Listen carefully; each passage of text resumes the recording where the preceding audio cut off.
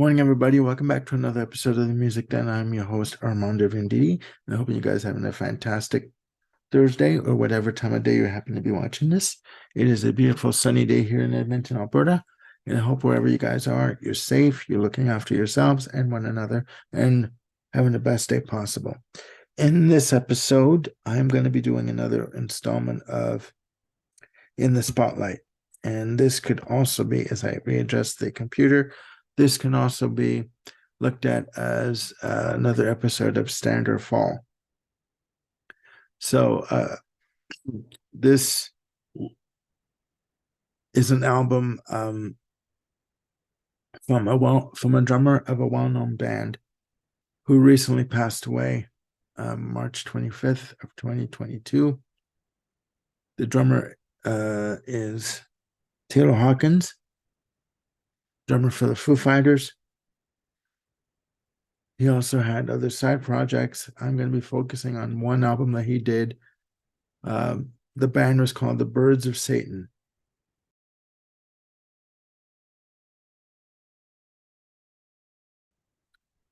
Now, Taylor Hawkins got his start drumming for acts like Sass Jordan, Alanis Morissette, until he met up with Dave Grohl and wanted to become the drummer for the Foo Fighters. Dave Grohl and Taylor Hawkins had an affinity from the beginning, got along very well, and eventually Taylor Hawkins joined the Foo Fighters. This album, The Birds of Satan, self-titled, was released April 15th, 2014. It was recorded over I believe, a 7 to 10 day span. Very quickly, the Foo Fighters had a break in their touring schedule. So Taylor Hawkins had some musical ideas and wanted to get them down on tape. So he booked some studio time and just basically went into the studio and recorded 7 tracks that would make up the album, The Birds of Satan. Okay. In the band, you have Taylor Hawkins on drums and vocals. Fantastic drummer, I swear to God.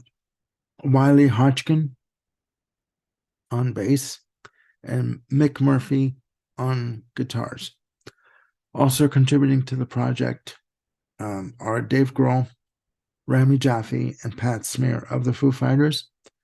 Dave Grohl contributes writing credits to 2 tracks on the album, and Pat Smear and Rami Jaffe contribute to 1 track each on the album. John Davison of Yes, vocalist of Yes, also helped contribute 1 track to the album. What to say about this album? This album is fantastic. First of all, Taylor Hawkins' vocal style, he has a very raspy vocal style. I wouldn't say a Rod Stewart type. Very original. Even though it is raspy, it is a very original style. The album, again, as I said, has 7 tracks. And it's basically a rock album. Balls to the wall, rock, but with layers and textures. Layers and textures. Big time. The album starts off with The Ballad of the Birds of Satan, which is a 9-minute, 30-second tour de force. It starts off, you hear drums coming in, ascending in, coming in slowly, building up. It's almost like Hawkins is warming up on the drum kit, and then you hear a bang on the bass drum, and then it goes into the track. The track itself has 3 main different sections to it, but 3 main sections, different tempos, and it is just brilliant. It is amazing. The album is a tribute to the 70s bands that Taylor Hawkins grew up on. Like, he is a major fan of Queen, of Roger Taylor, but a major fan of Queen. Every interview that he has ever given that I've seen has always referenced Queen as a bloody influence on him. And he delivers with in terms of his harmony vocals, because he does. He multi-tracks himself on the harmony parts. Okay. The next track for the album is Thanks for the Line, track 2, which has a really funky drum rhythm to it. Funky as I'll get out. I wouldn't say it's not disco, it's funk, a la Taylor Hawkins. Pieces of the Puzzle comes in on as a third track and starts off as a straight ahead rocker, but the verses have a bit of it goes into, I would say, more of a reggae rhythm, reggae arrangement on the verses. And it's got to be said, Mick Murphy on these tracks delivers bloody brilliant guitar solos, tapping, just furious riffing when he goes into a solo. And also Van Halen is basically, you can hear influences of Van Halen on these tracks. Raspberries is comes in at number 4, and it's basically, it's a straight ahead rocker, but the message on it is in terms of the lyrics is very reflective. He's basically looking into himself and looking on his life and what he's accomplished so far. Not realizing it until I listened to it this morning. These albums, the lyrics on this album, I apologize, guys.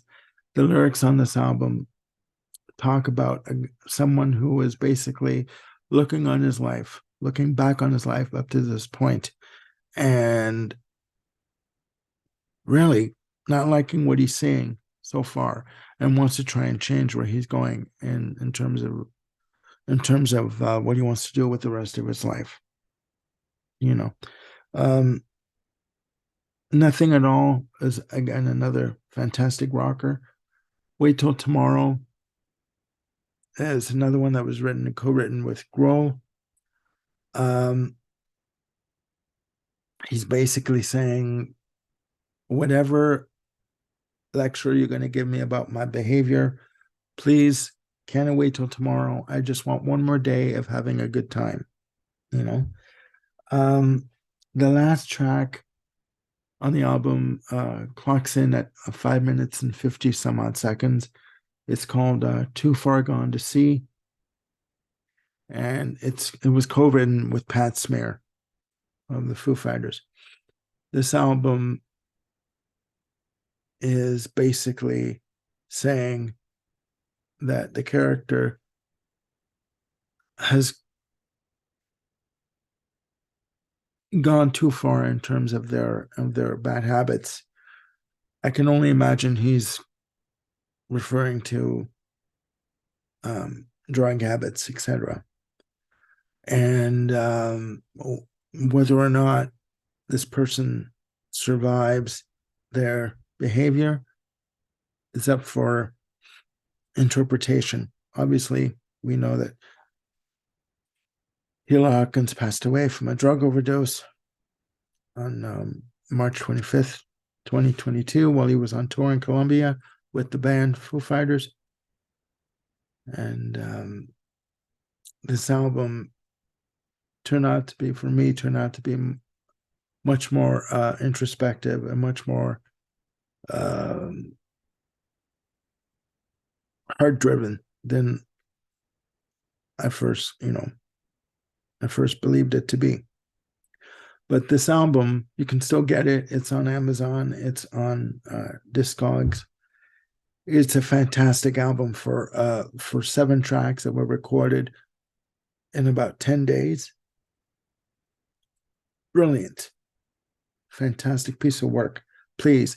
It's not a very long album. The longest track on the album is 9 minutes and 30 seconds, which is the ballad of the Birds of Satan. And the overall playing time of the album is 32 minutes and change. Please take 30 minutes out of your day relax, have a coffee, sit there, put the disc on. Yes, put the disc on the stereo, crank it up to however loud as you can take it, and just listen to it in full, rich stereo. Please, you will not be disappointed if you check this out. So that's it for now. In terms of, sorry, I'll backtrack a bit. In terms of stand or fall, do I think that this album stands a test of time, even though it was only recorded like 9 years ago? Yeah, it does definitely stand the test of time, no doubt. It's unfortunate that we'll never know what other work he could have done had Taylor Hawkins been around today, or gone on to record other material. But yeah, please check out the album. It's a fantastic listen. You will not be disappointed. And please put your opinions down below. Do you know this album? Have you heard it before? Do you like it? Do you not like it? Do you like Taylor Hawkins?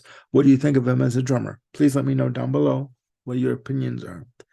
And click like and subscribe and hit the notification bell to keep yourselves on top of any new content that I've got coming up. I'm going to be doing another video of this topic coming up this afternoon, and it's going to be aired Wednesday of next week. So for now, I am Armando Venditti signing off. Please look after yourselves and one another. Be safe, be happy. Have a good day. Bye for now.